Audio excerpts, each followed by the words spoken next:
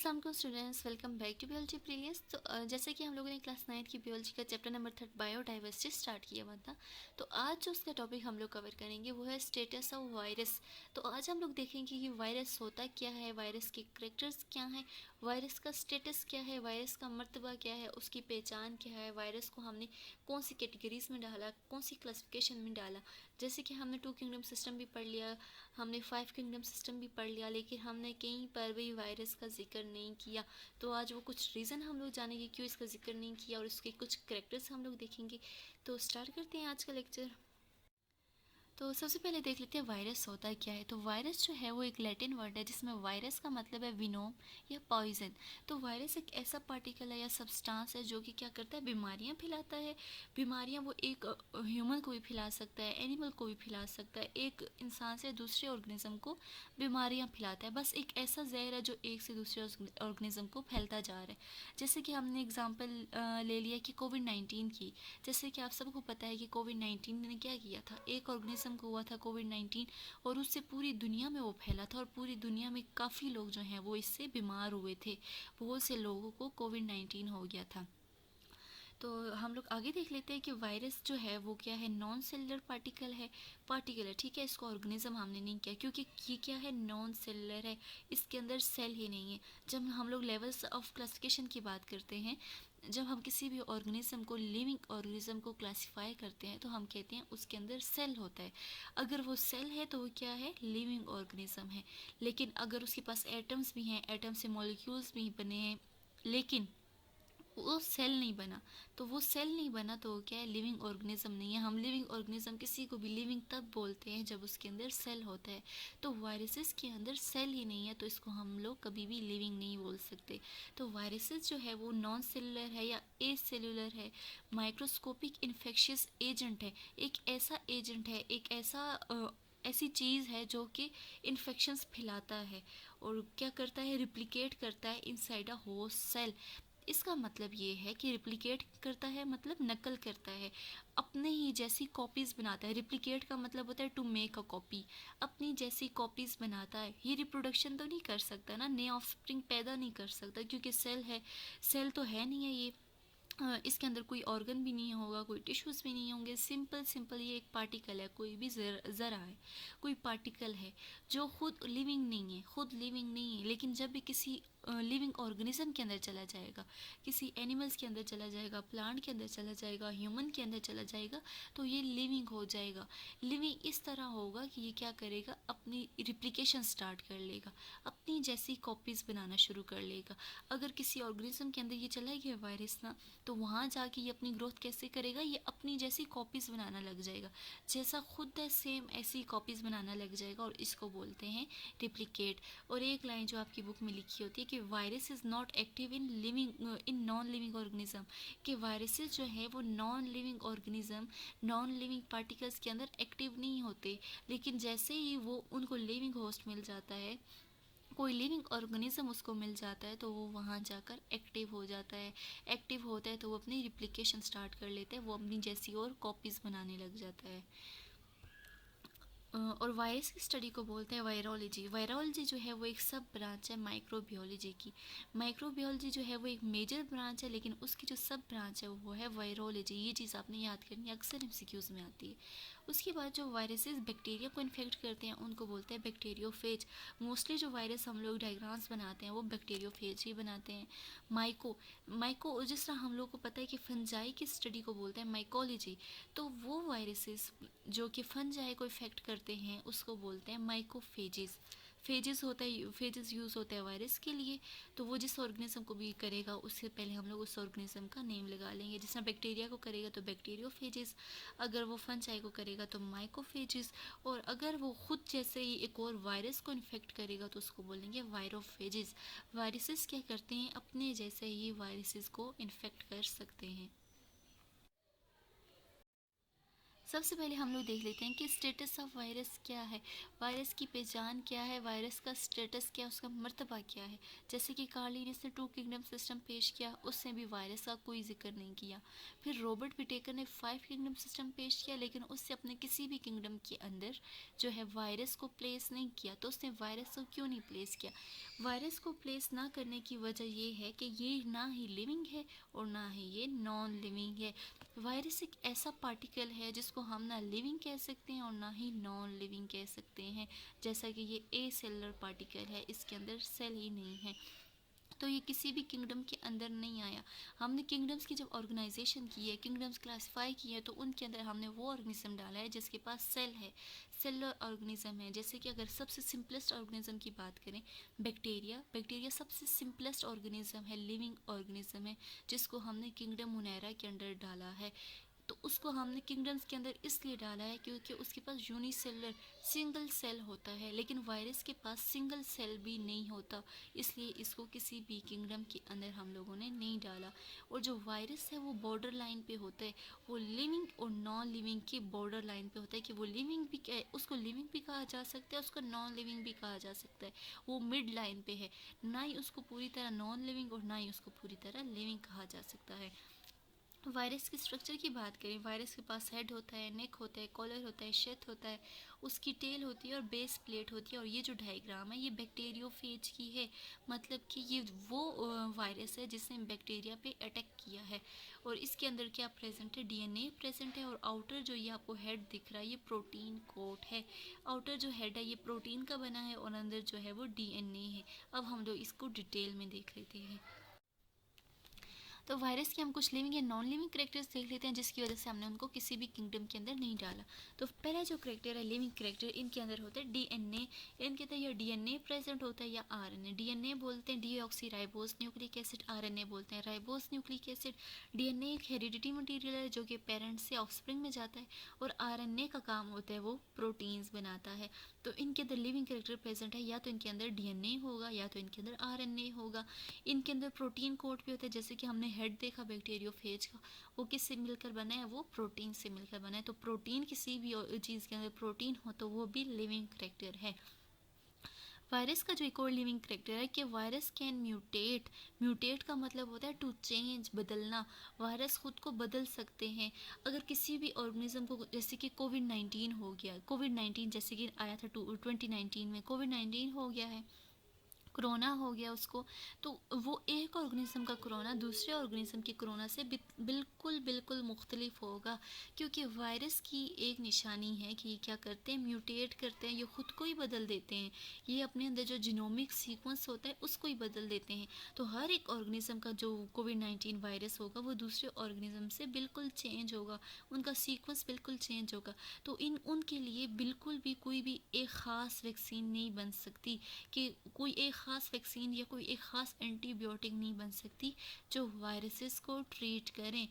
तो हम कह सकते हैं कि वायरस कभी भी ट्रीट नहीं होते, वायरस के लिए कोई ख़ास जो वैक्सीन है वो ही नहीं बन सकती, क्योंकि हर एक ऑर्गेनिज्म का जो वायरस होता है वो दूसरे से चेंज होता है। कोविड-19 से भी जो अच्छी एग्जांपल है वो है इन्फ्लुएंज़ा। एक आम सा जो फ्लू होता है वो दूसरे बंदे के फ्लू से बिल्कुल मुख्तलिफ होता है। एक ऑर्गेनिज्म को अगर फ्लू है तो वो दूसरे ऑर्गेनिज्म के फ्लू से बिल्कुल मुख्तलिफ होगा। तो इन्फ्लुएंज़ा की भी अभी तक कोई एंटीबायोटिक नहीं आई, कोई ऐसी मेडिसिन नहीं आई जो इन्फ्लुएंज़ा को ट्रीट करे, क्योंकि वो भी क्या है? एक वायरस है। और उससे क्या होता है? फ्लू, हम लोग किसी का पानी पी लेना जिसको फ्लू है, उसको ज़ुकाम है तो हमें भी ज़ुकाम लग जाएगा। तो ये भी क्या है? एक वायरस है। वायरस का फंक्शन क्या होता है? वो फैलता है, और हर एक ऑर्गेनिज्म में वायरस चेंज होता है, अलग होता है, म्यूटेशन करता है वायरस। इस वजह से वायरस के लिए कोई ख़ास एंटीबायोटिक नहीं बन सकती जिससे वो का ट्रीटमेंट हो। तो इससे हम लोग इसके बचाव के लिए एक यही तरीका है, हमारी अपनी इम्यूनिटी स्ट्रॉन्ग हो, हम लोग की हेल्थ अच्छी हो। हम लोग की हेल्थ अच्छी होगी तो हमारे अंदर नेचुरली हमारे अंदर इतना स्टेमिना होगा कि हम उन वायरसेस से लड़ सकें। तो हमें सबसे पहले अपनी इम्यूनिटी स्ट्रॉन्ग करनी है, दूसरा सफाई का ख्याल रखना है, और हमें लोगों से दूर रहना है। जब हम लोग को पता चल जाए कि हमें कोल्ड हो रहा है, हमें फ्लू हो रहा है, या अल्लाह ना करे कोई और वायरस है, जैसे कि होता है एड्स होता है, HIV वायरस होता है, डिफरेंट वायरसेस होते हैं। उसके बाद नेक्स्ट है दे कैन मल्टीप्लिकेट, ये अपना नंबर भी बढ़ा सकते हैं। वायरस कितनी जल्दी से फैलते हैं? तो ये क्या करते हैं, अपना नंबर भी बढ़ा सकते हैं।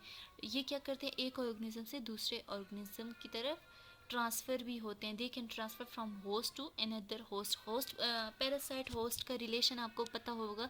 जैसे कि अगर मॉस्किटो हम पे अटैक करता है तो मॉस्किटो क्या है, पैरासाइट, और हम लोगों पे अटैक किया तो जिस पे अटैक की है वो क्या है, होस्ट है उसका। तो हम क्या होंगे, मॉस्किटो के लिए होस्ट होंगे। तो इसी तरह हम जो है वायरस के लिए होस्ट हैं, और जो वायरस है हमारे लिए क्या है, पैरासाइट है। तो इस पूरे प्रोसेस को बोलते हैं पैरासाइटिज्म। तो ये हम लोगों ने कुछ करेक्टर देख लिए जो कि लिविंग करेक्टरिस्टिक्स हैं वायरस के। और अब हम लोग देख लेते हैं नॉन लिविंग करेक्टरिस्टिक्स कि क्यों वो नॉन लिविंग है। लिविंग भी हमने देख लिया, अब हम लोग देखते हैं नॉन लिविंग करेक्टर्स। तो जो नॉन लिविंग करेक्टर्स हैं वो है दे आर एसेलर पार्टिकल्स। ये कोई भी पार्टिकल है, इनको हम लोग कभी भी ऑर्गेनिज्म नहीं बोल सकते। बच्चों जब हम लोगों ने लेवल्स ऑफ क्लासिफिकेशन की थी तो हम लोगों ने सेल से स्टार्ट की थी। सेल होता है, सेल से टिश्यूज़ बनते हैं, टिश्यू से ऑर्गन बनता है, ऑर्गन सिस्टम, और ये सब चीज़ें बनती हैं, ठीक है। लेकिन जो वायरस होता है, वायरस के अंदर सेल ही नहीं होता। तो जब सेल ही नहीं है तो वो लिविंग ऑर्गेनिज्म ही नहीं है। तो ये सबसे बड़ा जो इसकी नॉन लिविंग करेक्टर है वो है ए सेलर। ये ए सेलर होता है, इसके पास सेल ही नहीं होता। तो अगर सेल नहीं है तो इसके अंदर साइटोप्लाज्म भी नहीं होगा, कोई फ्लूइड भी नहीं होगा, और कोई सेलर ऑर्गेनेलीज भी नहीं होंगी। और वायरस जो है इनएक्टिव होता है आउटसाइड द होस्ट। ये बात समझने की है कि वायरस जो है जब भी उसको कोई लिविंग ऑर्गेनिज्म मिल जाता है, चाहे प्लांट हो, एनिमल हो, ह्यूमन हो, तो वो लिविंग हो जाता है। लेकिन अगर उसको लिविंग ऑर्गेनिज्म नहीं मिला, जैसे कि अगर वायरस चेयर पे अटैच है तो वो कभी भी एक्टिव नहीं होगा, वो कभी भी अपने नंबर नहीं बढ़ा सकता, क्योंकि वो चेयर इनएक्टिव है। चेयर नॉन लिविंग है। अगर वो चेयर पे अटैच है तो वो इनएक्टिव है, क्योंकि वो किसी लिविंग में नहीं है। लेकिन जब भी वो लिविंग होस्ट के अंदर चला जाएगा, लिविंग ऑर्गेनिज्म के अंदर, तो वो क्या हो जाएगा, एक्टिव हो जाएगा। और वायरस का एक और प्रॉपर्टी है नॉन लिविंग कि वो आइसोलेटेड हो सकते हैं, क्रिस्टलाइज्ड हो सकते हैं, और स्टोर्ड हो सकते हैं। आइसोलेटेड मतलब हम उनको एक अलग जगह पे डाल सकते हैं, उनको क्रिस्टलाइज्ड कर सकते हैं। क्रिस्टलाइज्ड मतलब सॉलिड के पीसेस में हम उनको काट सकते हैं, क्रिस्टल्स, जैसे कि नमक के दाने होते हैं, क्या होते हैं, सॉलिड फॉर्म में होते हैं। तो सॉलिड फॉर्म में होते हैं और उनको हम काट के रख सकते हैं। तो वायरसेस की भी एक खसूसियात है कि उनको हम क्रिस्टल्स में, छोटे छोटे क्रिस्टल्स की फॉर्म में हम उनको स्टोर करके काफ़ी अरसे के लिए रख सकते हैं। तो एक चीज़ को बॉटल के अंदर स्टोर करके रखना, ये कौन सी खसूसियात है, ये एक नॉन लिविंग करेक्टर है जो कि वायरसेस के अंदर होता है। एक और करेक्टर जो है वो ये है कि they are unable to reproduce और ग्रो। ना ही ये बड़े हो सकते हैं और ना ही रिप्रोड्यूस कर सकते हैं, ये अपने ऑफस्प्रिंग पैदा नहीं कर सकते, क्योंकि सेल है, सेल ही नहीं है इनके अंदर अगर सेल नहीं है तो टिश्यू नहीं है, टिश्यू नहीं है तो ऑर्गन्स नहीं है, ऑर्गन्स नहीं है तो इनके अंदर सेक्स ऑर्गन्स नहीं है, सेक्स ऑर्गन्स नहीं है तो ये रिप्रोडक्शन ही नहीं कर सकते। इनके अंदर रिप्रोडक्शन ही नहीं होती, ना ही एसेक्सुअल होती है, ना ही सेक्सुअल रिप्रोडक्शन होती है। ये सिर्फ रिप्लिकेट कर सकते हैं। वायरस कैन रिप्लिकेट, आप लिविंग में डाल सकते हैं, वायरस कैन रिप्लिकेट। रिप्लिकेट का मतलब टू मेक अ कॉपीज़। किसी भी जब लिविंग होस्ट के अंदर चले जाएंगे तो वो अपनी कॉपीज़ बनाना शुरू कर लेंगे, लेकिन वो कभी भी रिप्रोड्यूस नहीं करेंगे। ये इनका एक नॉन लिविंग करेक्टर है। और वायरस का एक और करेक्टर ये है कि इनके अंदर जो डिफरेंट मेटाबॉलिक प्रोसेस हैं वो अपनी बॉडी के अंदर खुद नहीं परफॉर्म कर सकते। वायरस लिविंग ऑर्गेनिज्म पर डिपेंड करते हैं कि इनके अंदर प्रोसेसेस हों। जैसे कि हमने कहा कि अगर वायरस नॉन लिविंग चीज़ों पे होगा तो वो कभी एक्टिव ही नहीं होगा, वो डेड मटीरियल होगा।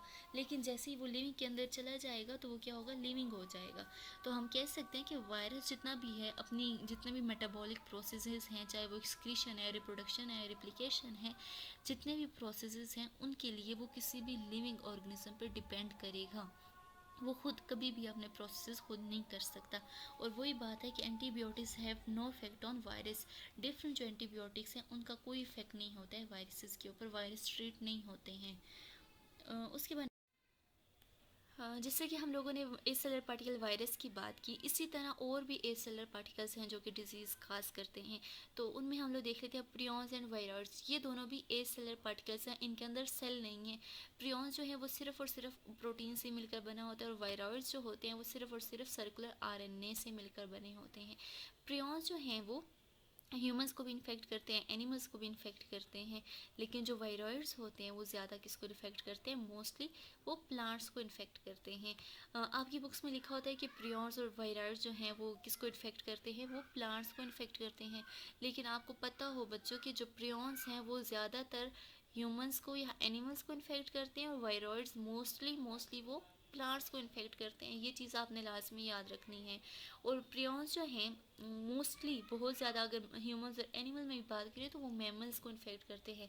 मैमल्स वो ऑर्गेनिज्म आते हैं जो कि अपने न्यू बर्न बेबीज़ को अपने मिल्क से नरिशमेंट देते हैं, अपने मिल्क से उनकी ग्रोथ शुरू करवाते हैं। जैसे कि इनमें आ जाता है शिप, आ जाती है काऊ, आ जाता है हॉर्स वगैरह, ये सब चीज़ें आ जाती हैं। तो ये इनके अंदर जो डिजीज़ होती हैं, मोस्ट कॉमनली जो डिजीज़ होती हैं एनिमल्स या मैमल्स के अंदर, वो होती हैं ब्रेन्स की। जो प्रियॉन्स होती हैं वो उनके ब्रेन्स को इन्फेक्ट करते हैं, एबनॉर्मल ग्रोथ स्टार्ट कर लेते हैं ब्रेन की, या ब्रेन के अंदर कुछ क्लम्प्स वगैरह बनाने शुरू कर लेते हैं, जिसकी वजह से जो ब्रेन होते हैं उसमें एबनॉर्मलिटीज़ आ जाती हैं, और उस डिज़ीज़ को बोलते हैं न्यूरो डीजेनरेटिव। जो नर्वस सिस्टम होता है वो ही हमारा ख़राब हो जाता है, और ये किस वजह से होता है? प्रियॉन्स ए सेलर पार्टिकल्स की वजह से हो सकता है। और जो वायरॉइड्स होते हैं, वायरॉइड्स प्लांट्स को इन्फेक्ट करते हैं, अक्सर प्लांट्स की ग्रोथ ख़राब कर लेते हैं, प्लांट्स में और बहुत से डिजीज़ काज कर लेते हैं, और जैसे ही वो प्लांट्स जो हैं वो ह्यूमंस खाते हैं, फिर ह्यूमंस को भी वो डिजीज़ हो जाती हैं। और कुछ डिजीज़ जो एक डिजीज़ है जो कि viroids particle A seller particle की वजह से ह्यूमंस को होती है, वो है हेपेटाइटिस डी। इसके अलावा जो वायरॉइड्स हैं वो ज़्यादातर जितने भी इन्फेक्शन काज करते हैं वो प्लांट्स को करते हैं। तो ये चीज़ें आपको प्रियॉन्स और वायरॉइड्स की बेसिक आपको पता हो। प्रियॉन्स पी से बनता है तो आप याद कर लें, प्रोटीन होगा उनके अंदर, और वायरॉइड्स के अंदर सर्कुलर आरएनए होगा। बस ये मेन डिफरेंस आपने याद करना है सेलर पार्टिकल्स का। तो यहीं तक था आज का लेक्चर। उम्मीद करती हूँ आपको सब कुछ समझ में आ गया होगा। कुछ चीज़ समझ में ना आए तो कमेंट में ज़रूर बताएं, चैनल को सब्सक्राइब ज़रूर करें, और अपना बहुत ज़्यादा ख्याल रखें। मिलते रहेंगे नेक्स्ट लेक्चर में। अल्लाह हाफिज़।